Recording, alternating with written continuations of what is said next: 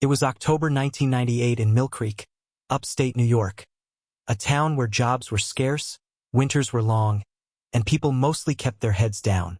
Sarah Miller was 42 years old, living alone in a weathered farmhouse her late husband had built before his passing. She worked double shifts at the local diner, earning just enough to pay property taxes and keep the heat running. She was the kind of woman who would slice her last loaf of bread in half for a stray dog on her porch. That night, a rainstorm lashed through the Hudson Valley. As Sarah drove her old Chevy truck back from the diner, the headlights flickered across a rusted storm drain near the old railway track. She stopped the truck. A faint sound had pierced the roar of the wind. Not a fox, not a stray cat, a baby's cry. Sarah scrambled out into the downpour. Pushing through wet brush, her flashlight beam landed on a wooden crate. Inside, wrapped in a faded blue baby blanket soaked with rainwater, was an infant boy, shivering, blue-lipped, desperate. She looked around the deserted road. She called out into the storm. Only the wind answered. She lifted the boy, tucking him beneath her canvas coat against her warm chest.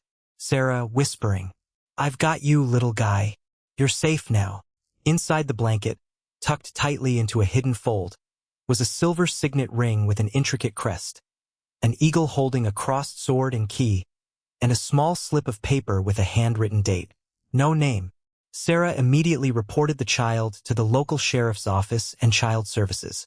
Weeks turned into months. No missing child reports matched the baby. No one came to claim him. The town was poor, the state system was backlogged, and when Sarah petitioned to foster and eventually adopt him, the court granted her custody. She named him Leo. 15 years passed. Leo grew into a bright, soft-spoken young man. He possessed a sharp mind and an unusual quiet dignity. He helped Sarah tend her garden, fixed the diner's broken machinery without asking for pay, and topped his high school class. Everyone in Mill Creek loved Sarah and Leo, except Brenda Vance, the wealthy owner of the local hardware store chain. Brenda was a spiteful woman who resented Sarah's quiet respect in the community. Brenda mocking across the diner.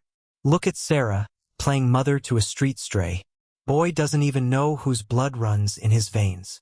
Leo had overheard her, but when he returned home that night, he sat by Sarah's side at the kitchen table. "Leo, Mom, I know you didn't give birth to me." Sarah softly holding back tears. "Leo, I never wanted to hide the truth. Leo, a mother isn't just who gives you life. It's who keeps you alive when the whole world walks past." While Leo and Sarah lived quietly in the countryside, 200 miles south in New York City, a corporate empire was fracturing. Arthur Vance Harrison, founder of Harrison Global Logistics, a multi-billion-dollar shipping conglomerate, lay dying in a private penthouse suite. Arthur had lost his only son, Edward, 15 years prior in a tragic, unresolved car crash along the Hudson River corridor. Edward's infant son had vanished that night, believed drowned in the storm. On his deathbed, old Arthur summoned his chief legal counsel, Julian Sterling.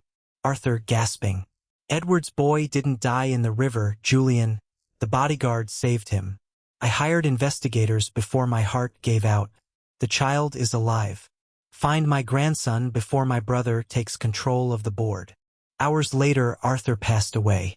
Arthur's younger brother, Richard Vance Harrison, a cold, ruthless executive, immediately convened an emergency board meeting to claim sole ownership of the family trust. "Richard, my brother is gone. His son is dead. I am the sole remaining bloodline to Harrison Global.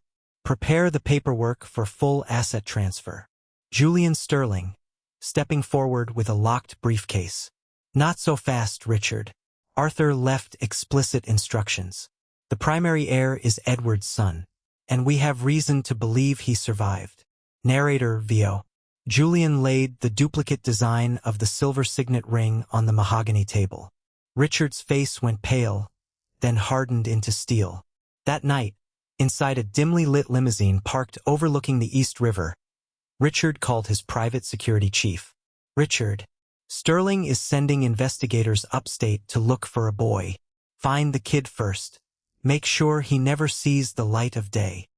Back in Mill Creek, Julian Sterling arrived at the town diner. He showed the silver signet crest to the locals. Brenda Vance, the bitter store owner, overheard Julian mention a multimillion-dollar reward for information about an abandoned boy from October 1998. Greed flashed in her eyes. "Brenda, I know who you're looking for." Sarah Miller took him in. "He lives right up Miller Ridge Road." Julian handed Brenda an envelope of cash and sped toward the farmhouse.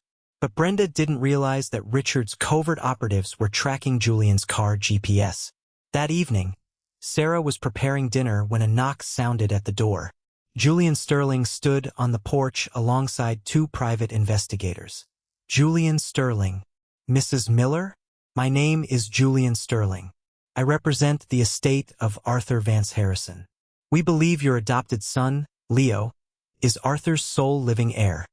When Sarah brought out the silver signet ring she had kept locked away for 15 years, Julian lowered his head in awe. "Julian Sterling. It's him. He's the rightful heir to one of the largest shipping empires in America." Sarah, voice shaking. "He isn't an empire. He's my son." Before Leo could process the news, headlights cut through the front window. Black SUVs pulled onto the gravel driveway. Armed men stepped out into the night. Security chief outside, shouting through a megaphone. "Surrender the boy. Torch the house if they resist." Flames engulfed the old wooden porch as incendiary flares were kicked through the windows. Julian's guards drew their weapons to hold off the mercenaries, while Sarah led Leo through an ancient storm cellar door at the rear of the property. As they ran into the rain-soaked forest, Sarah looked back to see her home. The house where she had raised Leo, filled with 15 years of memories, go up in flames. Elio, stopping in the mud, crying, "Mom, everything you owned, it's all gone." Sarah, holding his face with wet hands. "They can burn wood and metal, Leo. They can't burn what we built inside you. Keep moving." By dawn, Julian had brought Sarah and Leo safely into Manhattan via a private security convoy. At Harrison Tower, Richard Vance Harrison was preparing to sign the emergency succession documents before the board of directors and the press. The grand auditorium was filled with reporters, shareholders, and corporate lawyers. Richard stood at the podium, fountain pen in hand. "Richard, today, in the wake of my brother's passing, I step forward to lead Harrison Global into a stable future." The doors burst open. Julian Sterling walked down the aisle, followed by Leo and Sarah. The room erupted into camera flashes and whispers. "Julian Sterling. Halt the signing. The rightful heir of Edward Vance Harrison is present." Richard, sneering, gripping the podium. "Security. Remove these trespassers. This boy is an imposter pulled from the gutter." Richard's private security guard stepped forward, but Julian held up a tablet displaying high-resolution DNA match confirmation completed by an independent lab overnight, along with audio recordings intercepted from Richard's mercenary chief. Leo stepped ahead of Julian. He didn't look at the cameras. He didn't look at the corporate lawyers. He looked directly at Richard. "Leo, you burned down the home where my mother raised me. You sent men with guns after a woman who never harmed a soul in her life. You wanted power so badly you forgot what it means to be human." Federal agents, alerted by Julian's evidence of arson and attempted kidnapping, walked up the steps to the stage. As the handcuffs clicked around Richard's wrists, his arrogant demeanor shattered. He turned to Leo, desperate. "Richard, you know nothing about running a corporation.